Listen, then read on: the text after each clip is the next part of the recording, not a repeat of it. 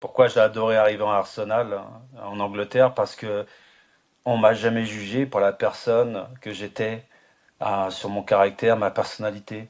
On ne m'a jamais jugé sur les paroles que je pouvais prononcer, à moins qu'elles soient irrespectueuses et qu'elles sortent, qu'elles dépassent les limites.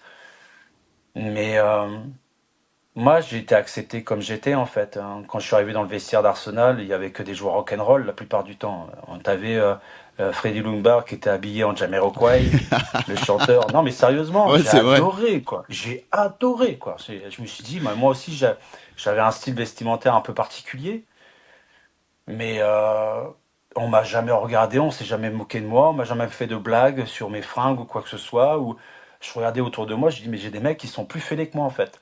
En fait, non, ils sont pas fêlés parce on a essayé de me faire croire pendant longtemps que j'étais quelqu'un de fêlé. Alors, Ouais. je suis pas du tout fêlé. Je suis quelqu'un de très terre à terre, tu vois, dans l'analyse, dans la réflexion, dans l'argumentation, des choses comme ça.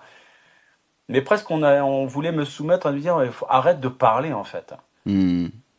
C'est marrant parce que il y a beaucoup de médias à cette époque-là qui voulaient jamais changer de braque avec moi, et aujourd'hui, je suis payé pour travailler pour certains de ces médias. Ça m'arrête. Ouais. Donc, ouais, non, j'ai été accepté tel que j'étais. C'est ce que j'ai adoré en Angleterre. Donc,